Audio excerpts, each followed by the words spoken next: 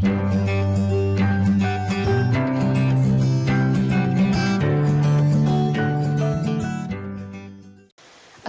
warahmatullahi wabarakatuh. Kembali lagi bersama saya Siti Maryam. Di sini saya akan memaparkan materi pembelajaran pendidikan kewarganegaraan bab 3 tentang ketentuan Undang-Undang Negara Kesatuan Republik Indonesia tahun 1945 dalam kehidupan berbangsa dan bernegara. Materi pada setara kelas 10 11. Oke, lanjut kita ke pertama. Yang bab pertama ada wilayah negara kesatuan Republik Indonesia. Wilayah kita itu Indonesia itu sangat luas ya. Di sini ada batas wilayah negara kesatuan Republik Indonesia, ada wilayah daratan dan ada wilayah lautan. Kemudian di sini wilayah daratan. Wilayah daratan itu adalah wilayah tanah yang sangat luas yang dijadikan sebagai tempat pemukiman dari warga negara atau penduduk negara yang bersangkutan. Kemudian ada wilayah perairan.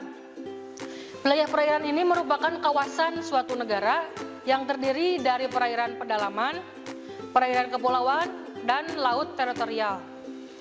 Nah, di sini ada batas wilayah negara kesatuan Republik Indonesia di sebelah utara. Indonesia berbatasan dengan negara apa saja sih? Nah, di sini ada bendera ya, bendera menunjukkan bahwa Indonesia batas sebelah utara Indonesia pertama berbatasan dengan Malaysia. Kemudian Singapura, Thailand, Vietnam, dan Filipina. Selanjutnya, batas wilayah kesatuan NKRI ini pada sebelah barat. Tidak adanya negara yang berbatasan langsung dengan wilayah Indonesia. Nah, di bagian barat ini, Indonesia berbatasan langsung dengan Samudra Hindia dan perairan India. Dua pulau yang menandai perbatasan Indonesia dengan wilayah India, dan ini adalah Pulau Ronde di Aceh dan Pulau Nicobar di India. Kemudian batas Indonesia di sebelah timur. Di sebelah timur Indonesia berbatasan langsung dengan Papua Nugini dan perairan Samudra Pasifik. Provinsi Papua berbatasan dengan wilayah Papua Nugini sebelah barat, Flay dan Sanduan. Kemudian batas sebelah selatan Indonesia berbatasan langsung dengan Timur Leste, yang mana kita ketahui bahwa Timur Leste dulunya merupakan negara Indonesia, namun kini memisahkan diri dari Indonesia. Nah, di sini ada perairan laut Indonesia berdasarkan konversi hukum laut internasional dibagi menjadi 3 bagian. Yang pertama ada zona laut teritorial, ada zona landas kontinental, ada zona ekonomi eksklusif atau ZEE ya. Selanjutnya ini ada zona laut teritorial. Nah, laut teritorial disebut juga dengan laut wilayah. Laut teritorial merupakan wilayah laut milik negara Indonesia. Nah, negara mempunyai kedaulatan penuh atas laut teritorial ini. Artinya bahwa negara-negara lain tidak diperbolehkan memasuki wilayah teritorial tanpa izin. Nah, ini kan dimanfaatkan untuk memanfaatkan hak penuh untuk memanfaatkan air, kekayaan laut, dasar laut, dan udara di sekitarnya, termasuk kekayaan alam di dalamnya. Nah, batas laut teritorial ini ditarik sejauh 12 mil dari laut. 1 mil laut itu sama dengan 1,852 km dari garis tepi pantai terjauh yang menjorok ke laut. Nah, selanjutnya ada zona landas kontinen. Nah, landas kontinen ini adalah suatu dasar laut ya yang secara geologis dan morfologi merupakan lanjutan dari sebuah kontinen atau benua. Kedalaman landas kontinen ini kurang dari 150 meter ke. Nah, landas kontinen ini diukur dari garis dasar yang paling jauh 200 mil dari laut. Kemudian ada zona ekonomi eksklusif atau kita kenal dengan ZEE ya, yang merupakan daerah-daerah yang berbatasan dengan laut bebas ya, sangat luas, seperti sebelah selatan Pulau Jawa dan sebelah barat Pulau Sumatera yang berbatasan langsung dengan Samudra Hindia, atau Maluku Utara yang berbatasan dengan Samudra Pasifik. Nah, ZEE ini diukur sejauh 200 mil dari garis pantai yang paling menjorok ke laut atau garis dasar. Pada ZEE ini negara-negara pantai mempunyai hak dan yurisdiksi. Nah, kemudian kita bahas mengenai sistem pertahanan dan keamanan negara Republik Indonesia. Bahwa substansi pertahanan keamanan negara Republik Indonesia pada perubahan Undang-Undang Dasar 1945 semakin memperjelas bahwa sistem pertahanan dan keamanan negara kita itu diatur dalam pasal 30 ayat 1 sampai ayat 5 Undang-Undang Negara Republik Indonesia. Undang-Undang Negara Republik Indonesia tahun 1945 juga memberikan gambaran bahwa usaha pertahanan dan keamanan negara ini dilaksanakan dengan menggunakan sistem pertahanan dan keamanan rakyat semesta atau Sishan Kamrata. Nah, Sishan Kamrata ini hakikatnya merupakan segala upaya menjaga pertahanan dan keamanan negara yang seluruh rakyat dan segenap sumber daya nasional, sarana dan prasarana nasional serta seluruh wilayah negara sebagai suatu kesatuan pertahanan yang utuh dan menyeluruh. Selanjutnya, kita ada kesadaran bela negara dalam konteks sistem pertahanan dan keamanan negara. Pada pasal 27 ayat 3 Undang-Undang Negara Republik Indonesia tahun 1945 bahwa setiap warga negara berhak dan wajib ikut serta dalam upaya bela negara. Kesadaran bela negara pada hakikatnya itu merupakan kesediaan berbakti kepada negara dan berkorban demi membela negara. Upaya bela negara selain sebagai kewajiban dasar merupakan kehormatan bagi setiap warga negara yang dilaksanakan dengan penuh kesadaran, tanggung jawab, dan rela berkorban dalam pengabdian kepada bangsa dan negara. Kesadaran bela negara ini banyak sekali ya cara mewujudkannya. Nah, membela negara tidak harus dalam wujud perang gitu ya, perang atau angkat senjata, tetapi dapat juga dilakukan dengan cara lain seperti ikut serta dalam mengamankan lingkungan sekitar. Contohnya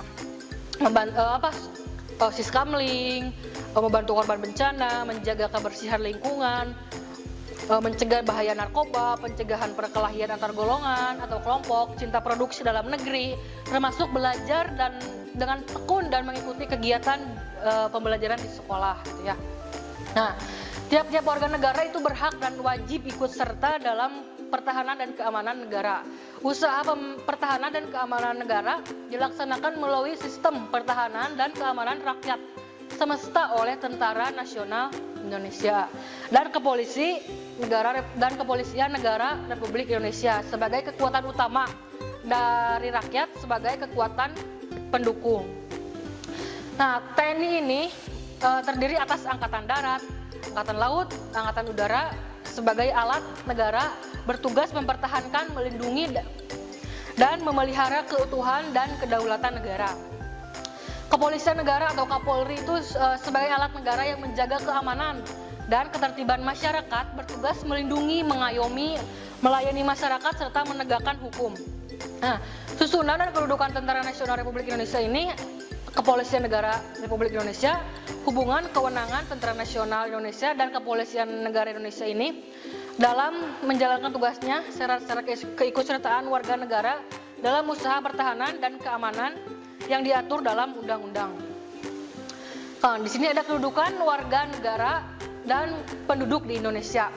Ada status warga negara, penyebab hilangnya kewarganegaraan Indonesia, asas-asas kewarganegaraan Indonesia, dan syarat-syarat menjadi warga negara Indonesia. Nah, status warga negara Indonesia, bahwa warga negara adalah warga suatu negara yang ditetapkan berdasarkan peraturan perundang-undangan.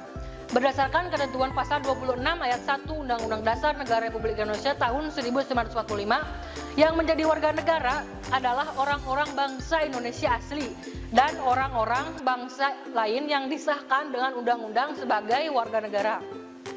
Adapun penduduk yang diatur dalam pasal 26 ayat 2 adalah warga negara Indonesia dan orang asing yang bertempat tinggal di Indonesia. Kemudian lebih lanjut diatur dalam pasal 2 Undang-Undang Nomor 12 Tahun 2006 bahwa warga negara Indonesia adalah orang-orang bangsa Indonesia dan asli dan orang-orang bangsa lain yang disahkan dengan undang-undang sebagai warga negara. Nah, di sini ada asas-asas kewarganegaraan Indonesia. Asas kewarganegaraan adalah dasar berpikir dalam menentukan masuk tidaknya seseorang dalam golongan warga negara dari suatu negara tertentu berdasarkan Undang-Undang Nomor 12 Tahun 2006 tentang Kewarganegaraan Republik Indonesia melalui kelahiran, kewarganegaraan, pengangkatan anak, pemberian oleh negara terhadap seseorang yang berjasa atau karena alasan kepentingan negara. Ada pula asas berdasarkan kelahiran, yaitu asas ius solis dan ius sanguinis. Nah, penerapan asas kewarganegaraan dalam sebuah negara akan menimbulkan beberapa hal yang itu apatrid atau bipatrid atau disebut dengan dua atau kepribadian, dua kewarganegaraan. Nah, syarat-syarat menjadi warga negara Indonesia yang pertama, ada beberapa cara ya. Yang pertama melalui kelahiran, yang kedua melalui pengangkatan, yang ketiga melalui naturalisasi, dan yang ketiga terakhir melalui pernyataan memilih. Nah, di sini ada penyebab hilangnya kewarganegaraan Indonesia. Yang pertama, memperoleh kewarganegaraan lain atas kemauannya sendiri. Kemudian tidak menolak atau tidak melepaskan kewarganegaraan lain, sedangkan orang yang bersangkutan dapat kesempatan untuk itu. Nah, dinyatakan hilang kewarganegaraannya oleh presiden atas permohonannya sendiri. Apabila yang bersangkutan sudah berusia 18 tahun atau sudah kawin atau menikah, bertempat tinggal di luar negeri, dan dengan dinyatakan hilang kewarganegaraannya. Kemudian masuk dalam dinas tentara asing ya, tanpa izin terlebih dahulu oleh presiden. Kemudian secara sukarela masuk dalam dinas negara asing, yang jabatan dalam dinas semacam itu di Indonesia sesuai dengan ketentuan pemerintah perundang-undangan dapat dijabat oleh warga negara asing. Kemudian secara sukarela mengangkat sumpah atau menyatakan janji setia kepada negara asing atau bagian dari negara asing tersebut. Tidak diwajibkan tetapi turut serta dalam pemilihan sesuatu yang bersifat ketatanegaraan untuk suatu negara asing. Kemudian mempunyai paspor atau surat yang bersifat paspor dari negara asing atau surat yang diartikan tanda kewarganegaraannya yang masih berlaku di negara lain atas namanya. Kemudian bertempat tinggal di luar NKRI selama 5 tahun terus menerus dalam jadi bukan jangka dinas negara, tapi tanpa alasan yang sah dan dengan sengaja tidak menyatakan keinginannya untuk tetap menjadi warga negara Indonesia kepada perwakilan Republik Indonesia yang wilayah kerjanya meliputi tempat tinggal yang bersangkutan. Nah, kemudian ada kemerdekaan beragama dan kepercayaan, bahwa setiap orang di dunia, terutama di Indonesia ini, dapat melakukan berbagai macam aktivitas keagamaan sebagai wujud dari adanya kemerdekaan beragama dan kepercayaan. Nah, kemerdekaan beragama ini di Indonesia itu dijamin oleh Undang-Undang Negara Republik Indonesia tahun 1945 dalam pasal 28E ayat 1 dan 2 disebutkan bahwa setiap orang bebas memeluk agama dan beribadah menurut agamanya, memilih pendidikan dan pengajaran, memilih pekerjaan, memilih kewarganegaraan, memilih tempat tinggal di wilayah dan negara yang meninggalkannya, serta berhak kembali. Kemudian nomor 2, ayat 2, setiap orang berhak atas kebebasan meyakini kepercayaannya, menyatakan pikiran, sikap sesuai dengan hati nuraninya. Nah, di samping itu dalam pasal 29 Undang-Undang Negara Republik Indonesia tahun 1945 ayat 2 disebutkan bahwa negara menjamin kemerdekaan tiap-tiap penduduknya untuk memeluk agamanya masing-masing dan untuk beribadah menurut agamanya masing-masing gitu ya. Jadi tanpa adanya paksaan. Nah, itu yang bisa Ibu sampaikan. Terima kasih atas perhatiannya. Wassalamualaikum warahmatullahi wabarakatuh. Kunjungi sosial media lainnya seperti website kami di pkbmalkata.com, Facebook PKB Malkata Mananjaya, Instagram PKB Malkata _official.